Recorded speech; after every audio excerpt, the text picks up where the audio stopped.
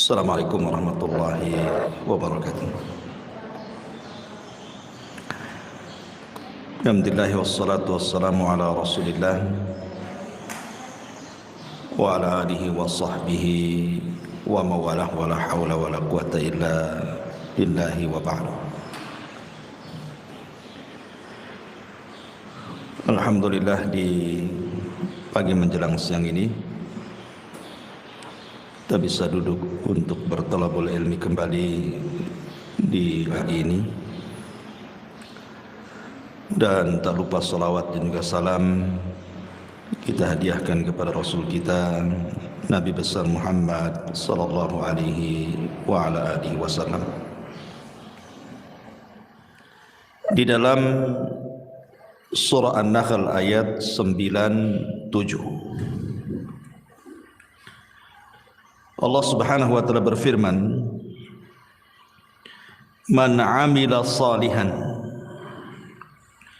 min dzakarin aw untha wa huwa mu'minun falanuhyiyannahu hayatan thayyibah wa lanajziyannahum ajrahum bi ahsani ma kanu ya'malun." Barang siapa yang melakukan amal yang saleh,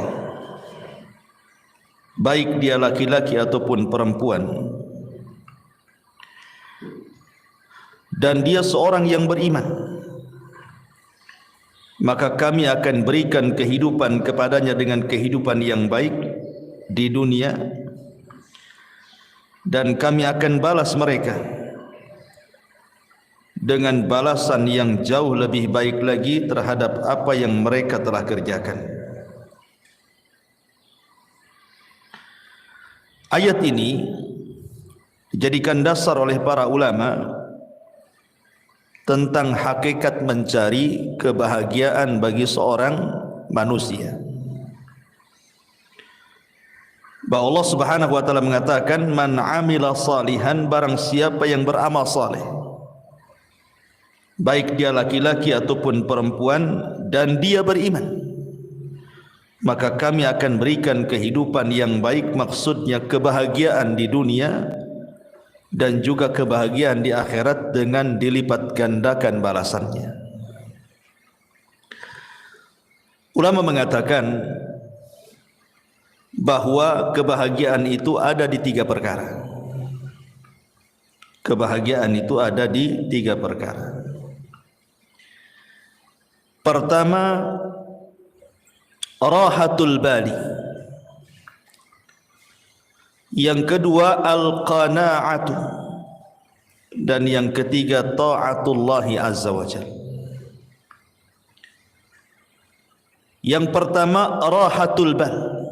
Rahatul bal itu artinya menenangkan pikiran. Karena kebahagiaan itu sebenarnya sesuatu yang tidak bisa didefinisikan. Bahagia itu apa? Kalau orang ditanya bahagia itu, kadang-kadang bingung juga mau jawab itu. Bagaimana manusia bisa bahagia? Lahir saja dia nangis, mati pula ditangisi. Mana bahagianya? Lahir nangis, ketika dia mati ditangisi orang. Sehingga kemudian para ulama ketika membahas masalah apa itu as-sa'adah, kebahagiaan itu, definisi mereka itu berbagai macam. Sehingga kemudian banyak yang mendefinisikan itu dengan contoh akhirnya. Salah satunya adalah bahwa bahagia itu kalau rahatul bali, kalau pikiran kita itu senang. Kalau pikiran kita senang itu pasti bahagia. Dari sini kita tahu bahwa rahatul bal itu adalah kenikmatan penduduk sorga. Karena penduduk sorga itu apabila dimasukkan ke dalam sorga, Allah katakan, "Wa naza'na ma fi sudurihim min ghillin ikhwana." Kami cabut pada dada-dada dan hati-hati penduduk sorga itu al-ghil, hasad, dengki, dendam, pokoknya penyakit hati. Baru kemudian dimasukkan ke dalam surga. Jadi penduduk surga itu pikirannya tidak aneh-aneh gitu.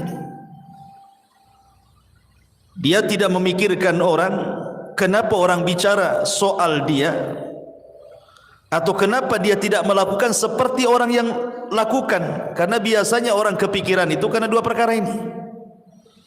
Jadi kalau ada orang membicarakan keburukan kepada kita, kita katakan kenapa dia ngomong tentang aku seperti ini. Kepikiranlah kan gitu ya.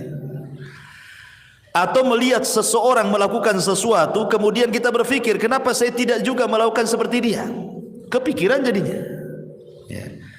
Jadi penduduk surga itu tidak ada kepikiran seperti itu, karena sudah dihilangkan hasad dalam hatinya, sudah dihilangkan dengki dendam, sehingga memang tenang hatinya.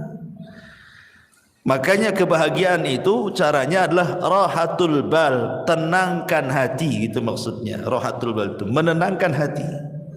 Kalau ada ucapan-ucapan yang gak enak itu tenangkan saja, jangan dipikirin gitu. Karena bukan hanya sekelas ibu ya, sekelas Aisyah Ummul Mukminin radhiyallahu anha.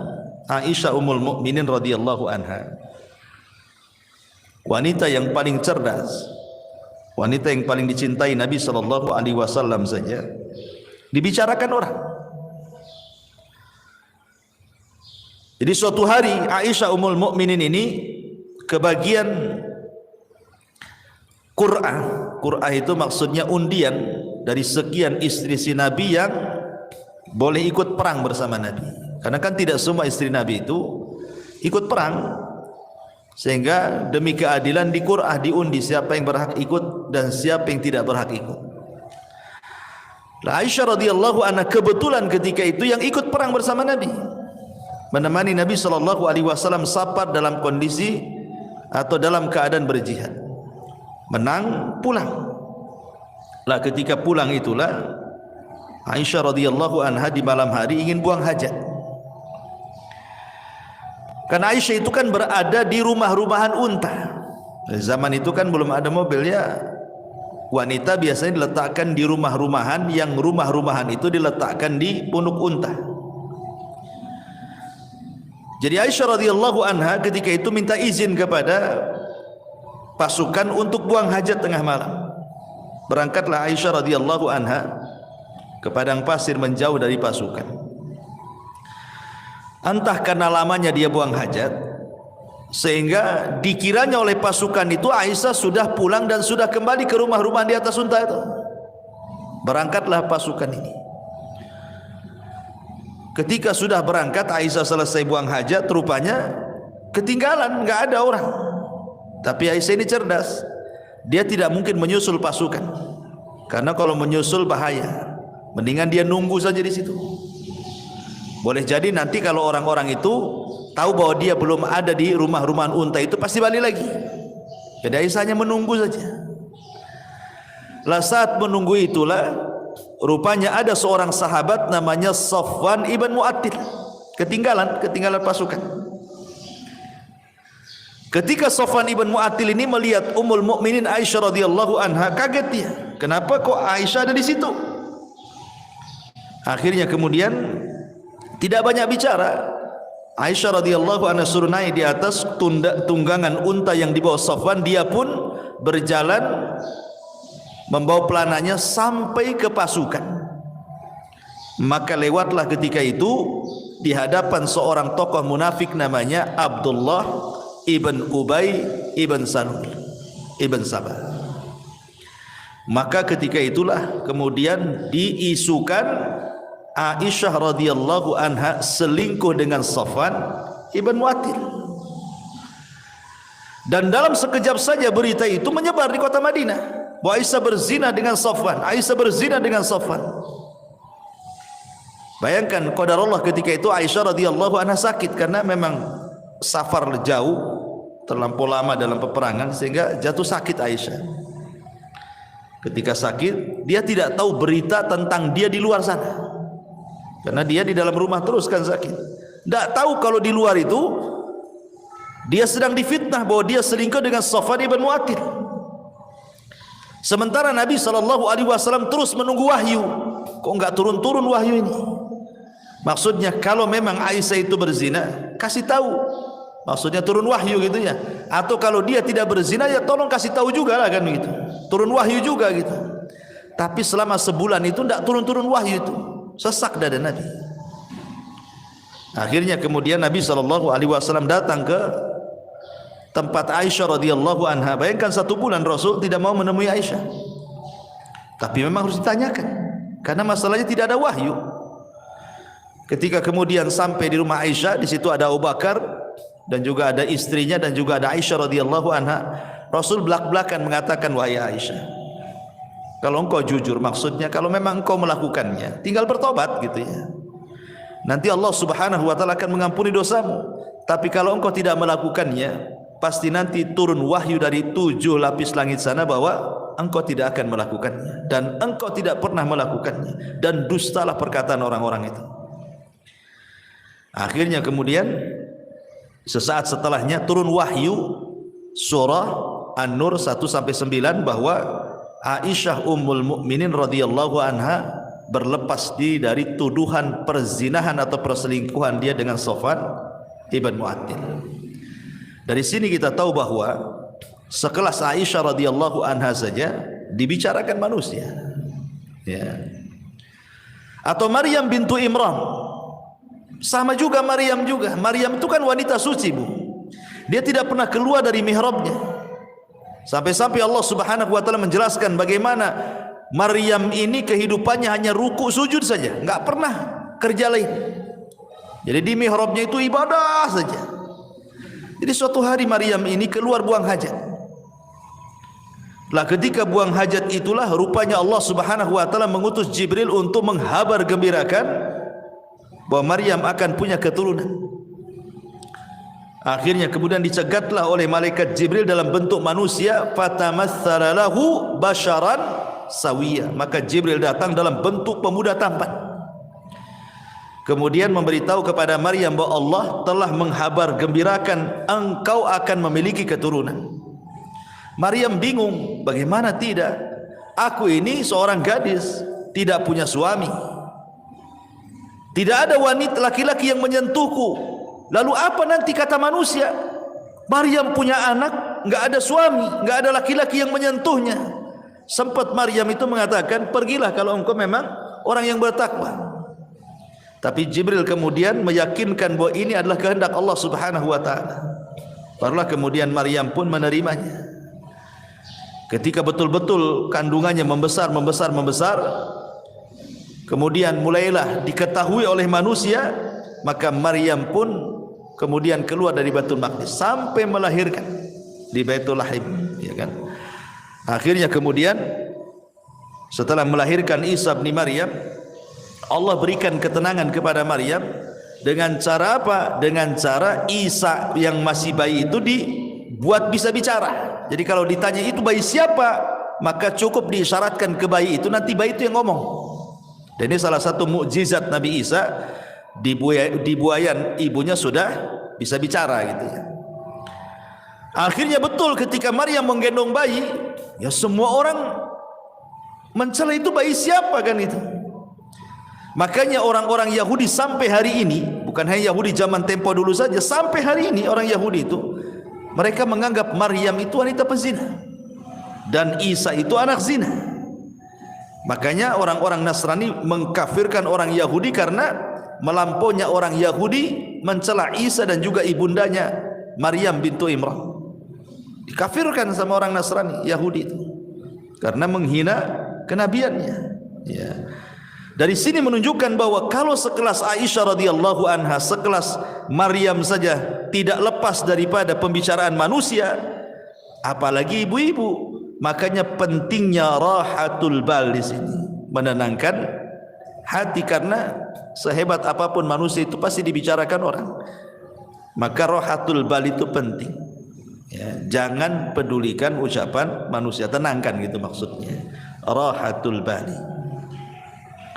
Kemudian yang kedua, wal qanaatu, dan qanaah. Qanaah itu artinya rela dan redha dengan pemberian Allah Subhanahu wa taala.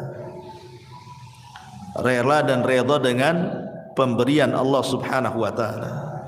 Karena ini yang menjadikan orang itu lebih tenang hidupnya.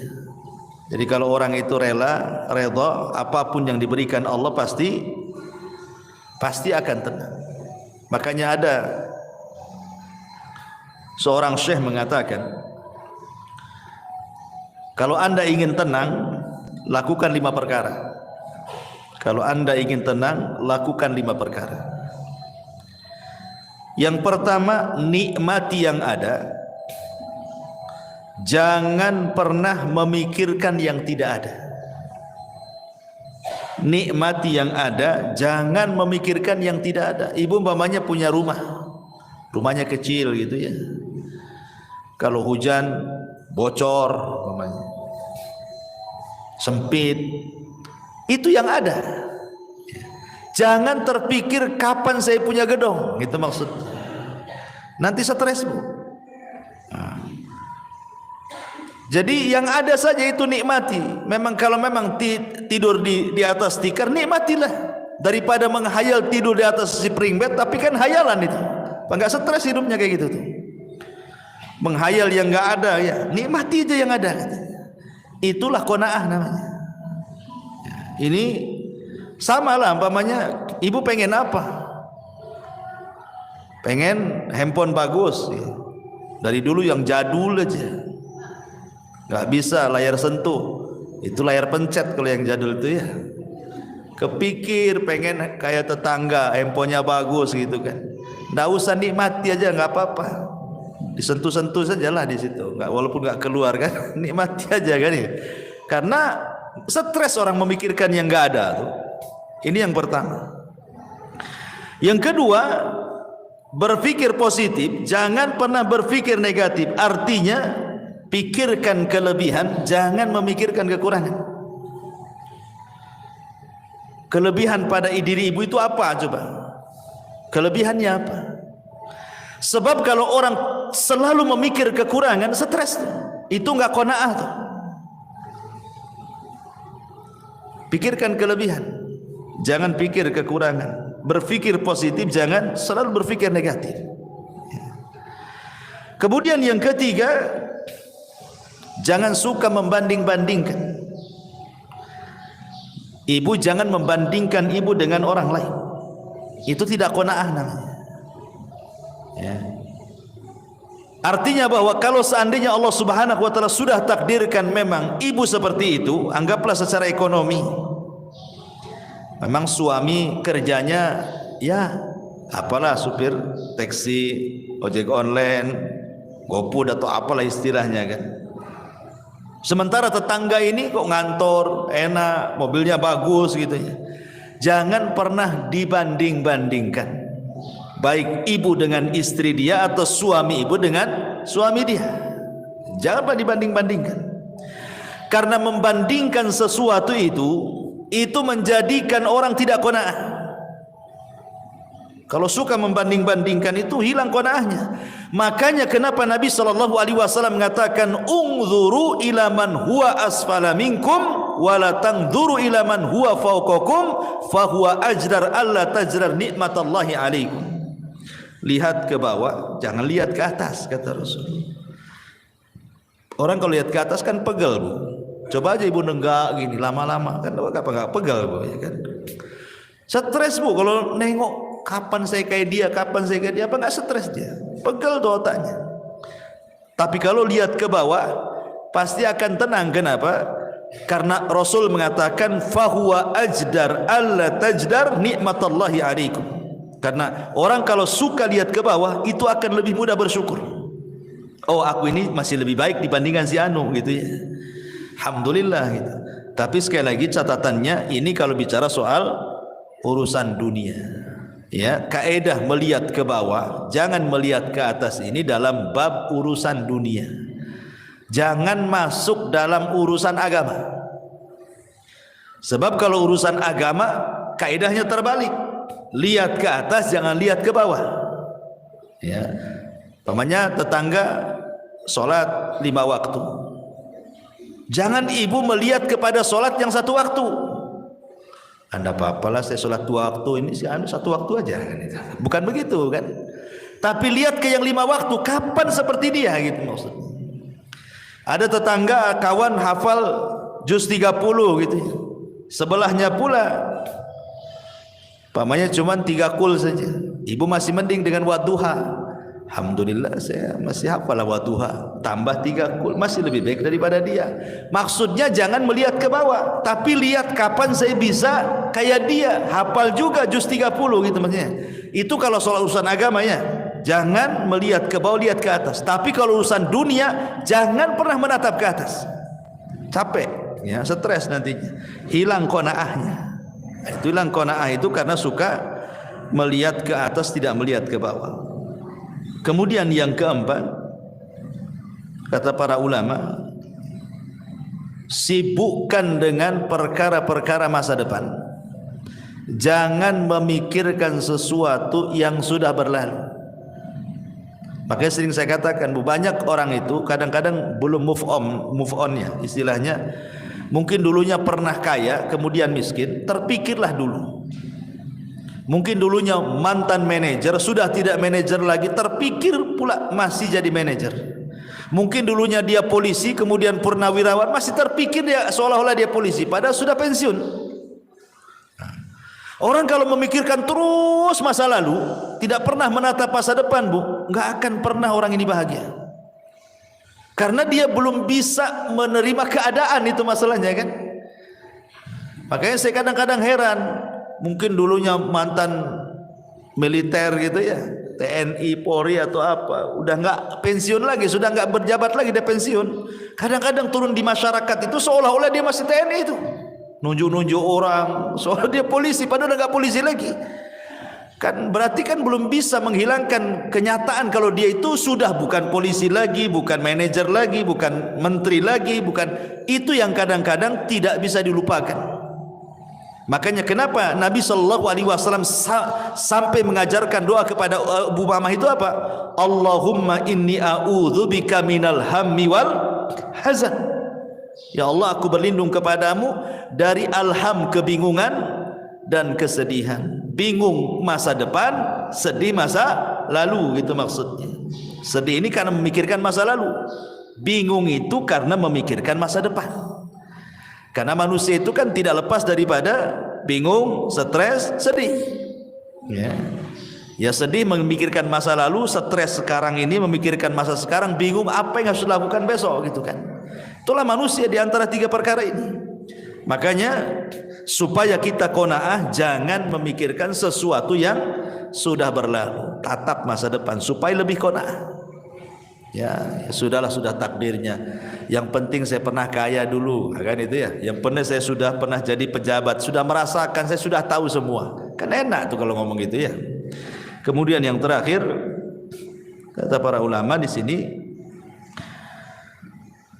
sibukkan memikirkan diri sendiri, jangan pernah sibuk memikirkan orang lain. Ini penting ya. Sibukkan saja, nggak usah ibu mikir ini menteri keuangan nih, nggak usah. Apa yang ibu mikir menteri keuangan pula ya, ibu mikir keuangan sendiri saja lah. Kok mikir pula menteri keuangan, menteri ini, pusing ya.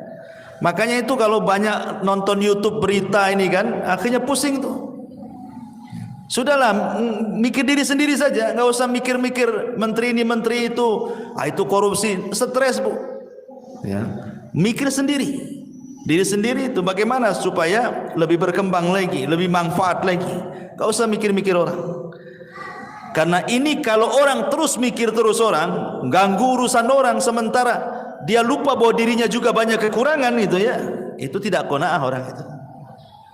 Makanya ini penting ya. Ini yang kedua, kalau ingin bahagia terapkan yang kedua, al-qanaah. Ya, pertama rohatul bal, tenangkan hati.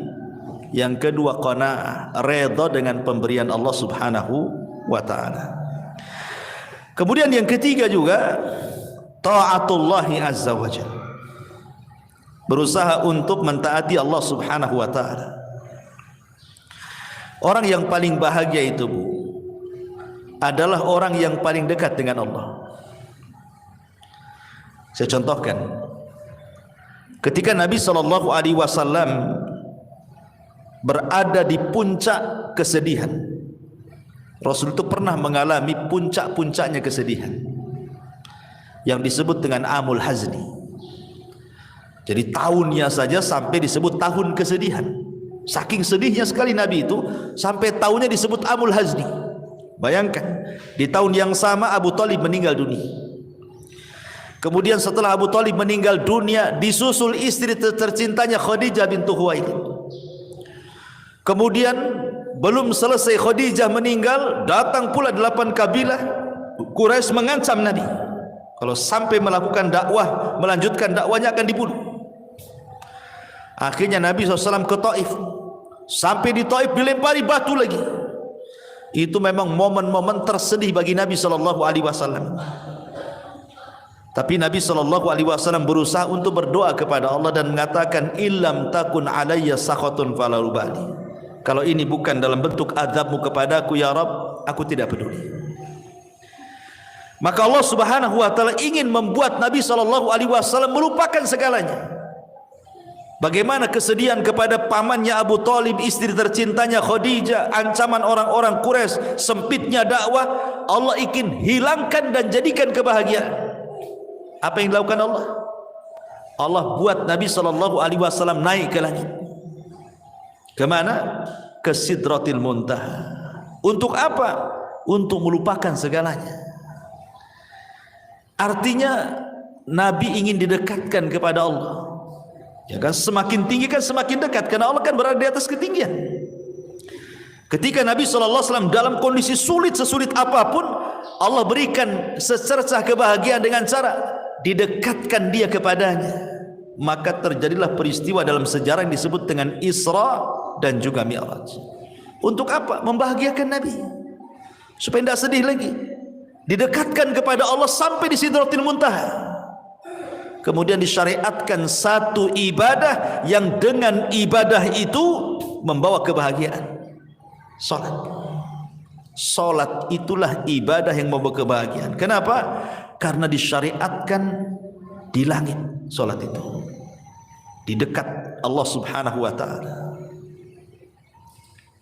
Makanya dalam salat itu ada satu gerakan yang menunjukkan penghambaan diri seorang hamba kepada Allah. Apa itu? Sujud. Wajah ini, kalau ibu anggota badan ibu dari atas kepala sampai kaki, yang paling mulia itu wajah. Yang paling mulia. Makanya kalau ditampar wajah orang itu, maka akan berbekas sakit hatinya. Beda kalau dipukul paha, dipukul apa kan, nggak berbekas. Tapi kalau udah wajah diludahi, ditampar, itu kan sakit hati luar biasa. Kenapa? Karena memang dari semua anggota badan yang paling mulia itu adalah wajah. Ya. Sementara tanah itu ada sesuatu yang sangat hina kan gitu, karena diinjak manusia. Tanah yang, bumi yang kita injak itu kan rendah karena diinjak kaki. Ketika ibu kemudian meletakkan sesuatu yang sangat mulia, diletakkan di sesuatu yang sangat rendah, itu menunjukkan apa? Penghambaan namanya. Ya kan? Wajah ini mulia, tanah ini hina karena diinjak kan. Jadi ibu meletakkan sesuatu yang mulia kepada sesuatu yang hina hanya untuk menghambakan diri kepada Allah. Makanya disitulah Allah Subhanahu wa taala akan hubungkan tali dia dengan hambanya saat sujud itulah. Makanya solat disebut solat karena silatun bainal abdi wa rabbih. Dia adalah penyambung tali antara hamba dengan Allah.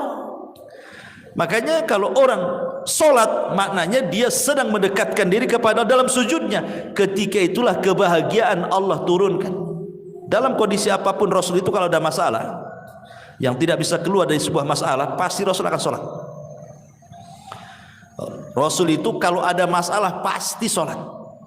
Sebagaimana Aisyah radhiyallahu anha mengatakan, kana an-nabiy sallallahu alaihi wasallam idza hajabahul amr fazia ila shalah. Rasul itu kalau datang perkara yang sangat menyulitkan bagi kehidupannya, bersegera dia salat. Karena dia tahu bahwa salatlah yang akan mengurai permasalahan. Sebagaimana yang pernah saya ceritakan kepada ibu-ibu kan, ada seseorang ibu itu yang minta fatwa kepada seorang syekh. Ya syekh, saya punya anak ini hidupnya enggak pernah bahagia dari kecil sampai dia dewasa. Ya. Setelah dia dewasa masuk ke pekerjaan, asik masalah saja pekerjaannya, keluar masuk pekerjaan. Kemudian soal perjodohan pun sama, sampai sekarang pun dia tidak dapat jodohnya. Kemudian masalah kesehatan pun sama, sekarang anak saya ini stroke. Ya. Sudah masalah ekonomi masalah, masalah jodoh masalah, masalah kesehatan pula masalah. Jadi kata ibunya itu seolah-olah anak saya itu dari kecil sampai sekarang nih tidak pernah tersentuh dengan kebahagiaan. Apakah anak saya tersihir wahai syekh? Itu pertanyaan ibu ini. Jangan-jangan anak saya tersihir wahai syekh. Bisa enggak kau meruqyah anak saya katanya. Tapi syekh ini mengatakan pertanyaan satu saja. Apakah anakmu sholat? Itu pertanyaan saya. Saya tidak mengatakan nanti saya ruqyah coba mungkin ada jinnya gitu. Tidak, yang ditanyakan pertama kali apakah putramu sholat? Maka ibunya mengatakan tidak ya syekh, putraku tidak pernah sholat. Apakah dia seorang muslim? Ya, dia seorang muslim. Artinya kenapa dia nanya seorang muslim? Kalau orang kafir kan tidak perlu ditanya sholat kan itu ya. Apakah dia seorang muslim? Ya, dia seorang muslim. Kenapa dia tidak sholat? Wallahu a'lam. Maka syekh mengatakan jangan-jangan kesulitan hidup dia sejak kecil sampai dia terbaring stroke itu bukan karena apa-apa, karena dia tidak sholat. Itu jawabannya. Jadi apa yang harus aku ruqyah katanya. Kemudian syekh membentangkan sedikit soal sholat. Dia jelaskan sama ibu ini, begini ya bu ya, sholat itu adalah penghubung kita dengan Allah. Jadi kalau kita sholat itu kita sedang menghubungkan tali kita dengan Allah Azza wa Jalla. Sekiranya tali yang kita hubungkan dengan Allah itu putus, maka putuslah hubungan kita dengan Allah. Ketika Allah tidak berhubungan lagi dengan kita, mungkinkah Allah membantu kita? Tidak mungkin ya. Maka sholatlah, kata syekh ini, sholatlah. Sebab kalau seandainya anda sholat berarti anda sedang menghubungkan tali anda dengan Allah. Ketika terhubung tali itu dengan Allah, maka yakin Allah subhanahu wa ta'ala akan menolong anda. Kemudian syekh mengatakan, coba bayangkan kalau putramu ini bangun di pagi hari dan dia tidak sholat subuh, berarti dia memulai dengan aktivitas hari itu dengan laknat Allah Azza wa Jalla karena melakukan dosa besar ya. Kemudian datang siang hari lagi dia tidak sholat duhur, berarti dia sudah dilaknat di siang hari. Kemudian datang sore hari lagi dia tidak sholat asar, berarti Allah sedang melaknat dia di sore hari. Kemudian datang di malam hari maghrib dia meninggalkan maghrib, berarti dia sedang dilaknat di waktu maghrib. Kemudian sholat isya dia tinggalkan pula sholat isya, berarti dia sedang dilaknat di waktu isya. Kata syekh, bagaimana orang akan bahagia sementara awal aktivitas hidupnya diawali laknat dan sebelum tidur pula dia dilaknat katanya. Mana bahagianya? Gimana coba? Awal dilaknat, akhir pula dilaknat. Maka wajar anakmu tidak akan bahagia. Maka syekh mengatakan, suruhlah dia sholat. Dari sini kita tahu bahwa ketaatan kepada Allah Subhanahu wa taala itu salah satu penyebab orang bahagia. Karena bahagia itu ketika seorang hamba dekat dengan Allah. Ketika Nabi SAW sedang kesulitan, diberikan kebahagiaan dengan cara apa? Didekatkan dengan Allah, diangkat naik ke langit, didekatkan sampai di Sidratil Muntaha. Maka hilanglah keperitan hidup Nabi SAW, sehingga ketika turun setelah peristiwa Isra Mi'raj, semangat lagi dia hidupnya, semangat lagi. Apalagi selama perjalanan Isra Mi'raj itu bagaimana Nabi SAW dipertemukan dengan Nabi Adam, Nabi Yahya, Nabi Isa, Nabi Idris, Nabi Harun, Musa dan para nabi yang lainnya, menjadi sebuah pelajaran bahwa dakwah Rasul akan mengikuti marhalah para nabi yang dijumpai selama perjalanan itu. Seperti dia berjumpa dengan Nabi Adam, sebagaimana Nabi Adam hijrah dari sorga ke bumi, maka engkau pun akan hijrah dari Mekah ke Madinah. Kemudian berjumpa dengan Yahya dan juga Isa bin Maryam, sebagaimana keduanya dirongrong dimusuhi orang-orang Yahudi, maka engkau pun sama ya Muhammad, sesampainya di kota Madinah maka musuhmu orang-orang Yahudi. Kan itu. Kemudian juga berjumpa dengan Nabi Yusuf, sebagaimana Yusuf dihasadi oleh saudara-saudaranya sehingga dimasukkan ke dalam sumur, maka dakwahmu pula yang menghalangi sebelum orang lain keluargamu. Maka yang menghalangi dakwah itu siapa dulu? Abu Lahab, keluarga. Belum ada Abu Jahal lagi. Ya, Abu Lahab sudah menghalang-halangi pamannya sendiri kan. Ketika Rasulullah SAW berjumpa dengan Nabi Musa alaihi salam, Nabi Harun alaihi salatu wassalam, Harun itu dikenal lembutnya. Maka berdakwahlah seperti Harun, lembut kepada Bani Israel. Ketika berjumpa dengan Nabi Musa itu dikenal kesabarannya. Walaupun dia dimacam-macamin Bani Israel, sabar dia. Maka seolah-olah Allah ingin katakan, sabarlah engkau seperti Nabi Musa dalam rangka mengobati umat Islam. Ketika berjumpa dengan Ibrahim, dan itu orang yang paling mirip dengan Nabi SAW, dan dia yang membangun Ka'bah, maka seolah-olah Allah mengatakan, teruslah ikuti agama nenek moyangmu. Maksudnya Ibrahim alaihi salatu wassalam dengan memakmurkan Masjidil Haram. Ya, jadi ada hikmah-hikmah selama perjalanan Isra Mi'raj itu. Dari sini kita tahu bahwa yang ketiga, taatullah, ketaatan kepada Allah adalah salah satu jalan juga meraih kebahagiaan. Ini satu perkataan ulama. Kemudian yang lain juga dijelaskan oleh Imam Ibnul Qayyim rahimahullahu taala. Imam Ibnul Qayyim rahimahullahu taala mengatakan, anna lis-sa'adatil 'abdi thalathatu umurin. Sesungguhnya dalam kebahagiaan seorang hamba itu terdapat 3 perkara. Idza an'ama 'alaihi syakara, wa idza betuliya 'alaihi sabara, wa idza adznaba istaghfara. Yang pertama, apabila diberikan nikmat oleh Allah Azza wa Jal, lantas dia pun bersyukur. Apabila diuji oleh Allah Subhanahu wa taala, lantas dia bersabar. Dan apabila dia melakukan dosa, dia pun berusaha untuk melakukan istighfar. Melakukan istighfar, meminta ampun kepada Allah Subhanahu wa taala. Ma'asyiral muslimat yang dimuliakan Allah Subhanahu wa taala. Di sini Imam Ibnul Qayyim rahimahullahu taala memberikan konsep 3 kebahagiaan. Kalau tadi kan konsep 3 kebahagiaan, pertama berusaha menenangkan pikiran, jangan memikirkan banyak hal, hilangkan hasad, hilangkan dengki macam-macam ya. Kemudian qanaah, kemudian lebih taat lagi kepada Allah. Maka konsep Imam Ibnul Qayyim berbeda lagi.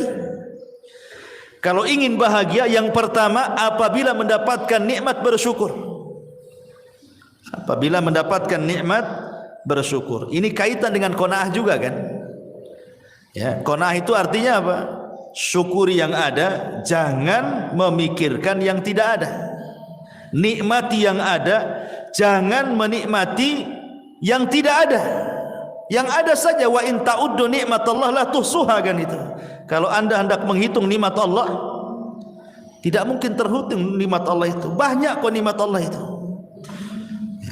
Kemudian yang kedua konsepnya, ini yang penting juga. Apabila ditimpa musibah, dia bersabar. Ini yang paling penting dalam konsep kebahagiaan. Karena biasanya ketika musibah itu terlalu berat, yang datang hanyalah keperitan dan kesedihan. Sering saya katakan Bu, dalam beberapa kajian di sini kan, bahwa pada setiap perkara yang ada kebahagiaan, pasti di situ ada kesedihan. Perkara-perkara yang ada kebahagiaan di sebuah perkara, pasti terselip kesedihan di situ. Itu sudah matematika tuh, 1 tambah 1 2 tuh. Contoh, ibu bahagia dengan suami, yang punya suami. Tetapi di balik kebahagiaan ibu suka senang dengan suami itu, pasti suatu ketika ada kesedihan. Tatkala ibu bermasalah dengan suami, ya, atau uang bulanan kurang, sedih. Padahal ada duit dia, kok nggak dikasih saya, katanya. Artinya di sela-sela kebahagiaan itu pasti ada kesedihan tuh. Nengok anak-anak nih, nampak seneng lah anak-anak, apalagi yang masih lucu-lucu ya, usia 4-5 tahun gitu kan, masih lucu-lucunya tuh. Senang kita nengok anak-anak tuh. Tapi ketika anak itu sakit arah gitu kan, sedihlah kita di situ. Jadi mana-mana tempat ada kebahagiaan, pasti terselip kesedihan di situ. Pasti, ya. Atau ketika ibu melihat harta, ibu punya mobil, punya rumah, punya uang gitu kan, kan senang gitu. Karena itu juga salah satu penyumbang kebahagiaan kan gitu. Siapa bilang mobil itu tidak menyumbang kebahagiaan? Masih enak naik mobil daripada jalan kaki kan, Bu? Capek jalan kaki, apalagi jauh, sedih kali itu. Tetapi kan bukan segala-galanya. Tapi di balik harta yang merupakan penyumbang kesenangan bagi kita itu juga ada kesedihan. Kesedihan, takut kalau seandainya harta itu hilang, takut kalau seandainya motornya hilang gitu ya. Ini cicilan udah hampir berapa bulan lagi mau lunas gitu kan, stres dia. Senang tuh udah bisa beli motor ya dengan cicilan sekian. Biasanya orang-orang kan gitu, paling 3 bulan lagi lunas lah. Tapi masalahnya untuk melunasi itu tak ada duit, sedih dia. Satu sisi senang dia punya kendaraan, sisi lain sedih pula dia tidak bisa melunasi. Pokoknya apapun yang terselip kebahagiaan, pasti di situ ada kesedihan. Apapun itu sudah memang ketentuan, ada bahagia, ada sedih, ada musibah, ada nikmat. Tetapi kata para ulama mengatakan,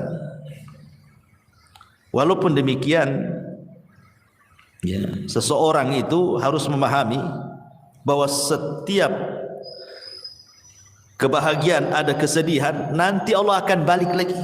Setiap kesedihan itu pasti ada kebahagiaan. Kenapa demikian?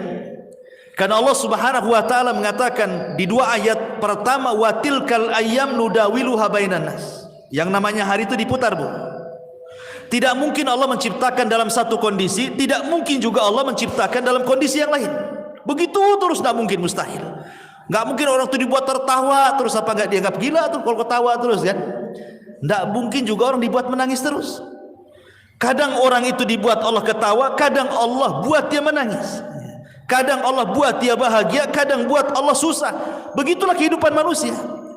Tetapi walaupun demikian, karena Allah itu Rahim, Allah mengatakan inna ma'al usri yusran, inna ma'al usri yusra. Terkadang satu kesulitan itu Allah bukakan banyak kemudahan, ya.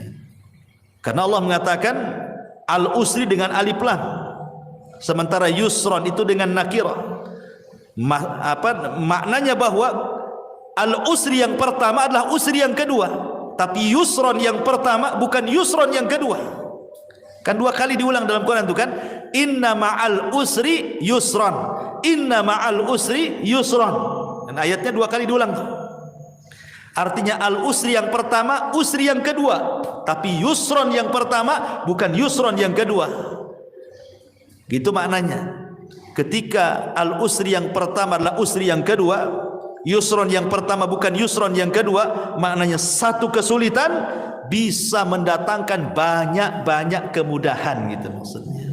Bukan satu kesulitan datang satu kemudahan, tidak. Satu kesulitan bisa saja 2, 3, 4, 5, 10 kemudahan. Karena rahimnya Allah Azza wa Jalla. Dari sini ada kaedah, Bu. Belum tentu ketika Allah menutup satu pintu, kemudian pintu-pintu yang lain Allah tutup. Bahkan terbalik. Terkadang satu pintu Allah tutup, pintu banyak Allah buka. Makanya ada sebuah kaidah yang disebutkan para ulama, man taraka syai'an lillahi awwadallahu khairan minhu. Barang siapa yang meninggalkan sesuatu karena Allah, boleh jadi Allah akan berikan sesuatu yang jauh lebih baik dibandingkan yang ia tinggalkan. Contoh umpamanya orang dipecat dari perusahaan. Sedih dipecat dari perusahaan kan. Kalau dia kurang qanaah, kalau dia kurang tawakal, boleh jadi dia suudzon. Ya. Mungkin Tuhan PT dengan Tuhan di luar PT mungkin berbeda gitu. Ya. Dia pikir Tuhan ada di PT saja, di luar PT tak ada Tuhan. Sehingga akhirnya kayak kiamat tuh. Dikeluarkan di PHK itu kayak kiamat. Nanti makan apa, nanti ini itu kan gitu ya. Itu kalau kurang tawakal tuh. Tapi kalau dia kemudian berpikir lagi bahwa boleh jadi ini adalah keputusan Allah terbaik. Mungkin Allah sengaja buat aku keluar dari PT untuk ada pekerjaan yang jauh lebih baik lagi dibandingkan pekerjaan ini. Gitu maksudnya. Sengaja kita dibuat dikeluarkan supaya mengambil sesuatu yang lebih baik lagi. Sebab kalau kita tidak keluar dari sini, belum tentu kita dapat jalan lagi. Kalau kita berpikirnya positif seperti ini, bahagia orang hidup tuh. Tapi kalau nggak berpikir ke sini, pikirnya aduh nanti kalau keluar dari PT macam mana saya? Macam mana terus? Ya tidak mungkin dia akan bahagia. Yang ada stres makin gila dia. Nah, makanya di sini juga penting bahwa dua ayat itu juga sebagai pelipur lara bahwa Allah tidak mungkin menciptakan kita dalam satu kondisi, dan ingat setiap kesulitan itu akan banyak kemudahan. Ma'asyiral muslimat yang dimuliakan Allah Subhanahu wa taala. Ya. Dan itu kita bisa lihat di kisah-kisah orang-orang soleh gitu ya. Seperti tadi kisahnya atau kisah Nabi Ayub alaihi salatu wasalam yang mudah lah yang sering saya ceritakan kan. Bagaimana Nabi Ayub itu diberikan oleh Allah Azza wa Jalla ujian yang tidak pernah orang diuji sehebat Ayub. Tidak ada ceritanya, baik sebelum atau sesudahnya. Manusia yang diuji seberat Nabi Ayub. Makanya orang-orang Arab itu kalau ada orang sakit, mereka mengatakan apa? Sabar, seperti sabarnya Ayub katanya. Itu orang Arab ngomong gitu tuh. Padahal tidak mungkin kan orang sesabar Ayub kan? Hanya untuk supaya membesarkan hatinya saja. Mustahil. Nggak ada orang sesabar Ayub apalagi di zaman sekarang. Ya. Sementara musibah Nabi Ayub alaihi salatu wassalam itu luar biasa bertubi-tubi itu. Mulai daripada kehilangan harta, kemudian disusul kehilangan anak, kemudian disusul dengan banyaknya penyakit, kemudian disusul tidak ada orang yang mendekati, dibicarakan manusia. Sumpah, coba bayangkan. Ibu ini nggak kehilangan harta, ya, harta masih ada, rumah masih ada, ibu sehat, nggak ada penyakit, ya, apalagi anak-anak ada, cuman ibu ini dibicarakan orang saja. Itu sudah sedihnya itu bukan kepalang tuh, pikirannya, padahal hanya dibicarakan orang saja. Ini Ayub ini sudah dibicarakan orang, ditinggalkan orang, hartanya diludeskan, anaknya dimatikan, penyakitnya diparahkan. Makanya tidak ada ujian seberat Ayub. Tetapi walaupun demikian Ayub itu sabar. Sabar, tidak pernah mengeluh sedikit pun. Yang tidak sabar justru istrinya, ya, istrinya yang tidak sabar. Dia ngomong sama Nabi Ayub alaihi salatu wassalam, mungkin bahasa saya ini, bang, berdoalah kepada Allah gitu. Kok ini sudah lama sakit, ya, sudah lama sakit. Kau seorang Nabi, saya yakin kalau engkau berdoa kepada Allah, pasti Allah akan kabulkan doamu. Jadi istri mendorong supaya Ayub berdoa kepada Allah untuk dibalikan nikmatnya. Tapi subhanallah, lihat bagaimana Ayub ini mengajarkan kepada kita syukur ya. Dia mengatakan kepada istrinya, coba pikirkan berapa lama Allah berikan nikmat kepada kita. Berapa lama? Kata istrinya 70 tahun. Kata Ayub, 70 tahun kita di atas kenikmatan. Sekarang Allah baru uji saya 18 tahun. Kalau saya harus meminta kepada Allah, ini belum seimbang, ya. Harusnya kalau seimbang, ya nunggulah nanti setelah penyakitku 70 tahun lagi, baru aku meminta kesembuhan, gitu maksudnya Ayub itu. Ini kita di atas nikmat 70 tahun, diuji 18 tahun, masa kita sudah harus meminta kepada Allah, katanya. Ayub tidak mau. Tapi ketika kemudian ada dua orang temannya Ayub yang berbincang-bincang soal Ayub dan mengatakan jangan-jangan Ayub itu diberikan penyakit oleh Allah, itu bukan penyakit biasa, itu penyakit kutukan katanya. Kata kawannya, kok bisa kau bilang penyakit kutukan? Iyalah, kalau bukan kutukan apa namanya? Masa satu cuil penyakit pun tidak ada tanda-tanda kesembuhan katanya. Kalau bukan kutukan apa namanya? Kedengaranlah kalimat ini ke telinga Ayub. Makanya Ayub mengatakan, Rabbi inni massaniya dzur wa anta arhamur rahimin. Ya Rabb, aku tahu engkau yang memberikan madarat ini kepadaku, tapi aku tahu juga bahwa engkau adalah zat yang maha pemberi kasih sayang dari hamba-hambamu penyayang. Maknanya seolah-olah Ayub mengatakan, ya Rabb, aku tahu bahwa engkau yang memberikan madarat ini kepadaku, tapi aku yakin tidaklah engkau memberikan madarat kepadaku kecuali karena sayangmu kepadaku. Itu maksudnya. Lihat bagaimana ada berdoa Ayub saja tidak dirinci penyakitnya. Menunjukkan apa? Menunjukkan Ayub itu tidak tasahud. Tasahud itu artinya menolak takdir, kayak kita kan ngomel-ngomel sama Allah. Enggak. Ayub kan tidak merinci kan musibahnya. Dia hanya mengatakan, aku tahu ya Rabb, engkau yang menimpakan penderitaan ini. Lain kalau kita ngomong, ya Allah, anak saya sudah mati. Ya, dirinci kalau kita doa itu kan. Ini rumah juga bocor-bocor kan itu. Ya. Ini usaha juga lagi sulit. Itu kalau doa kita yang dirinci itu.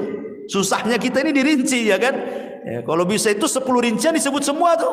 Ya. Nabi Ayub tidak dirinci. Dia hanya mengatakan, ya Rabb, aku tahu kau yang menimpakan derita ini. Titik sampai di sini.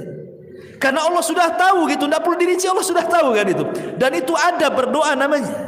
Ya, Allah sudah tahu, sudah paham gitu. Makanya sejak itulah Allah Subhanahu wa taala kabulkan permintaan Ayub dan Allah kembalikan nikmatnya.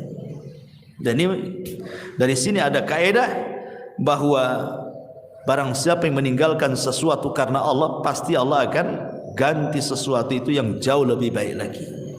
Ya.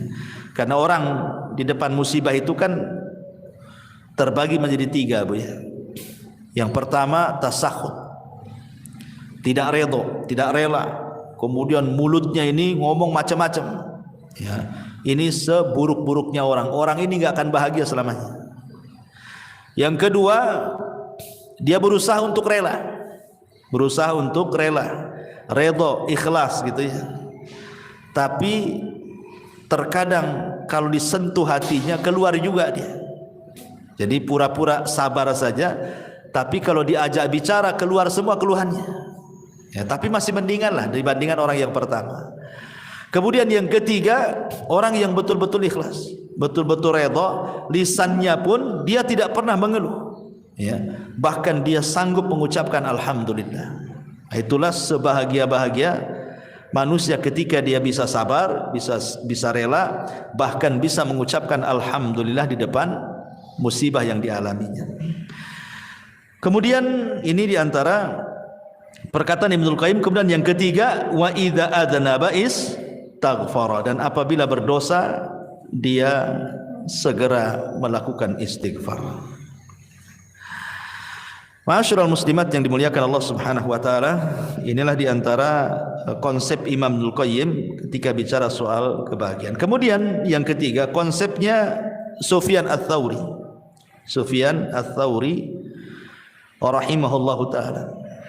Dia mengatakan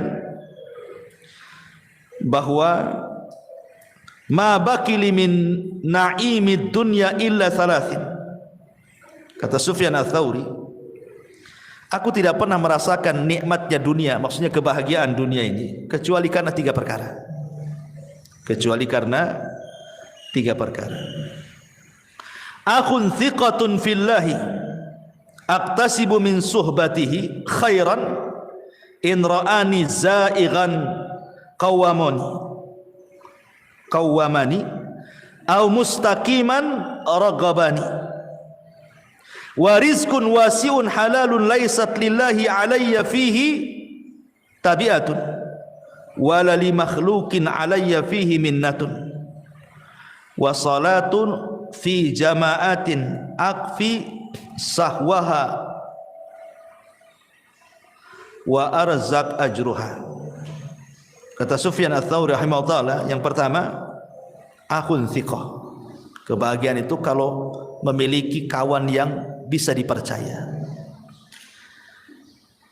di mana aku mengambil manfaat dari perkawanan itu. Kalau kawanku melihat aku menyimpang, dia berusaha meluruskanku. Kalau kawanku melihat aku istiqomah, berusaha memberikan dorongan, ya, kabar gembira sehingga makin istiqomah. Kemudian yang kedua, warizkun wasiun, rizki yang luas, yang halal. Rizki yang luas, yang halal, di mana dengan itulah aku tidak menjadikan aku menjadi peminta-minta kepada manusia. Aku kaya gitu, enggak harus meminta-minta kepada manusia. Dan yang ketiga, solat jamaah. Yang ketiga, solat berjamaah. Dengan itulah aku bisa merasakan kebahagiaan. Jadi Sufyan Ats-Tsauri mengatakan bahagia itu ada di 3 perkara. Teman yang baik, yang kedua rizki yang luas dan halal sehingga dia tidak meminta-minta, dan yang ketiga pada solat. Ya, sebagaimana Rasul mengatakan kepada Bilal, ya Bilal, hayya nastari bis salat. Wahai Bilal, mari beristirahat, bersenang-senang dengan solat. Jadi beliau mengatakan seperti itu karena Sufyan Ats-Tsauri ini orang yang paling zuhud, orangnya kaya tapi zuhud. Jadi suatu ketika Sufyan Ats-Tsauri ini ditanya oleh muridnya, ya Imam, engkau ini selalu memberikan fatwa zuhud, tapi kok kaya? Katanya. Jadi pikiran orang yang bertanya itu, kalau bisa orang zuhud itu ya miskin gitu maksudnya. Jadi orang zuhud itu menurut dia harus miskin, compang-camping, makannya nasi kerak gitu ya. Ya pokoknya susah lah orang zuhud. Dikiranya seperti itu makna zuhud. Jadi orang ini mengatakan, ya Sufyan, engkau ini selalu menasihati zuhud, tapi kau juga kaya gitu ya. Lihat jawaban Sufyan Ats-Tsauri. Dia mengatakan zuhud itu bukan itu. Zuhud itu kau letakkan hartamu di tanganmu. Maksudnya jangan kau letakkan hartamu di hatimu. Sebagaimana diriku, aku meletakkan hartaku di tanganku dan aku tidak meletakkan hartaku di hatiku.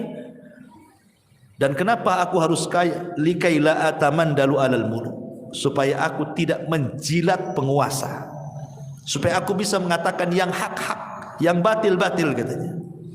Karena aku tidak ada, pemerintah tidak ada budi baik dengan aku. Aku sudah kaya, ya kan? Sehingga aku tidak menjilat mereka, sehingga aku bisa menegur mereka, kata Sufyan Ats-Tsauri. Dari sini menunjukkan bahwa itulah bentuk kebahagiaan, salah satunya adalah rizki yang luas dan halal. Sebab kalau rizkinya sempit gitu kan, akhirnya apa? Terpaksalah pinjam-pinjam uang, kan gak bahagia jadinya kan? Meminjam-minjam uang, akhirnya tidak bayar utang, malam pula stres, siang pula menghilang, kan gitu. Orang yang punya utang itu cari-cari orang nggak kemana, nggak jelas gitu ya.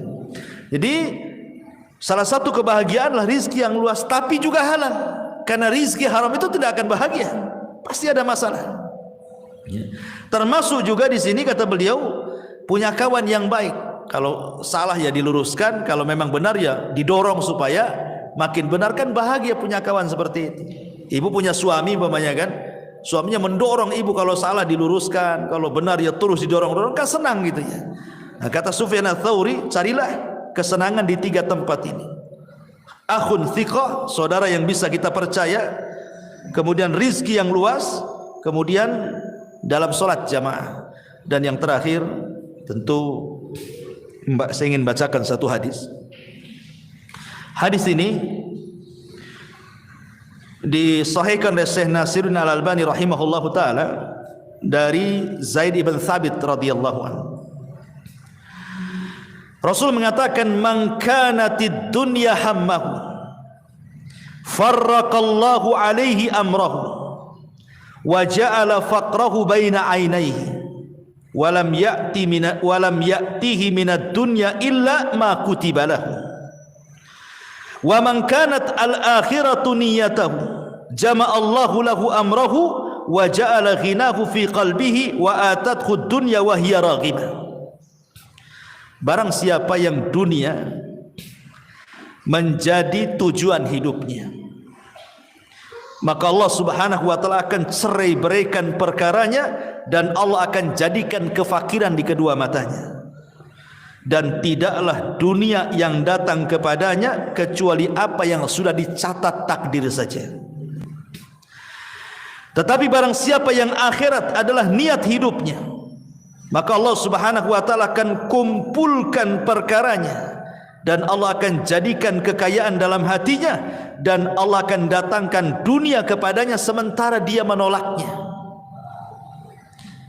Ma'asyiral muslimat yang dimuliakan Allah Azza wa Jalla, hadis ini adalah hadis yang sangat mulia sekali, satu dasar mencapai kebahagiaan dunia dan akhirat.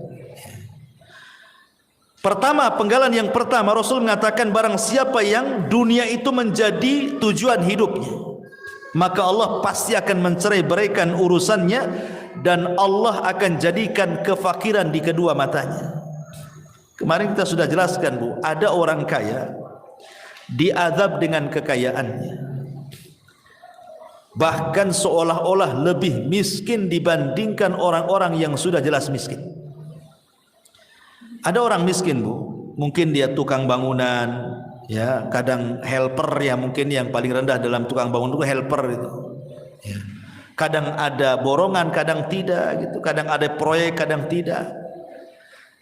Tapi dia bisa hidup dengan keluarganya.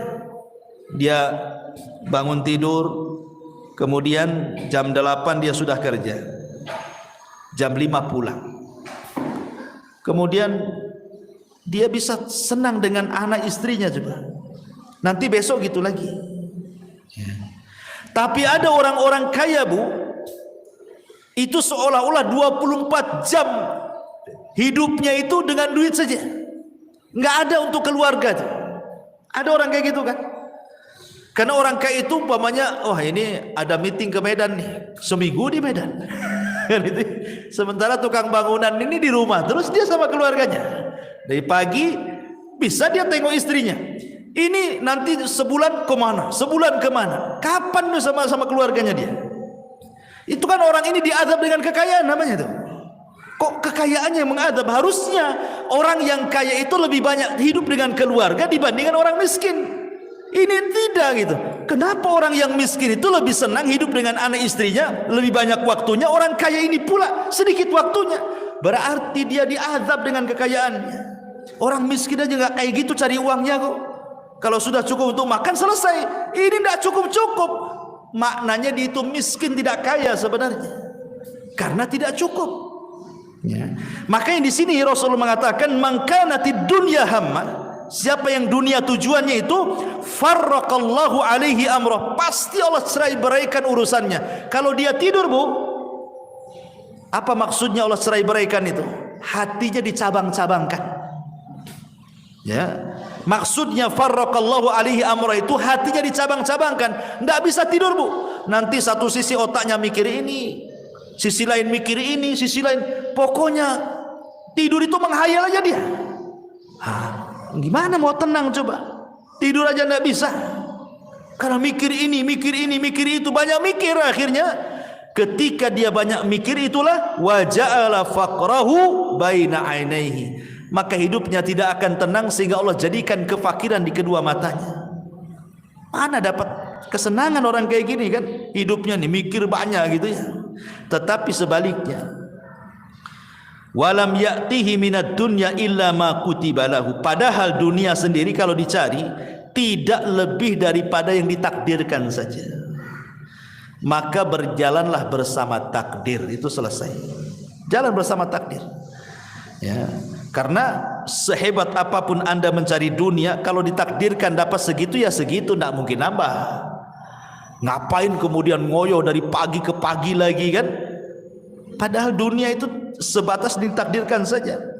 Wa man kanatil akhiratu niyatahu, barang siapa yang akhirat niatnya, jama'allahu amrahu wa ja'ala ghinahu fi qalbihi wa atathu dunya wa hiya raghimah. Tapi kalau niat hidupnya hanya untuk akhirat, maka Allah akan kumpulkan urusannya. Maksudnya hatinya tidak akan bercerai-berai, itu tidak banyak dipikirkan, ya. Dan Allah jadikan hatinya kekayaan dalam hatinya, dan dunia akan didatangkan sementara dia menolaknya. Ini di antara kebahagiaan yang dimaksud adalah kebahagiaan hati. Ya, karena di sini Rasul mengatakan wa ja'ala ghinahu fi qalbihi. Jadi kalau ditanya bahagia itu ada di mana? Ya bahagia itu ya ada di hati. Ya. Kalau hatinya lapang, rumah yang sempit jadi lapang, gitu maksudnya. Kalau hatinya sempit, rumah yang lapang jadi sempit. Coba lihat Bu, ibu kan punya suami, yang punya suami kan, kalau ada masalah dengan ibu kan dia nggak kerasan di rumah Bu, pasti lari sana lari sini, nanti datang muring-muring pergi lagi kan gitu. Padahal rumahnya luas Bu, dia masih mendingan ngekos daripada di rumah sama ibu kan, karena lagi sempit hatinya tuh. Ya. Coba kalau lagi senang Bu, nggak mau keluar rumah dia. Ya. Tapi kalau lagi sumpek, nggak mau balik dia. Ya. Itulah menunjukkan bahwa kebahagiaan itu ada di hati. Hati makin lapang berarti semua lapang.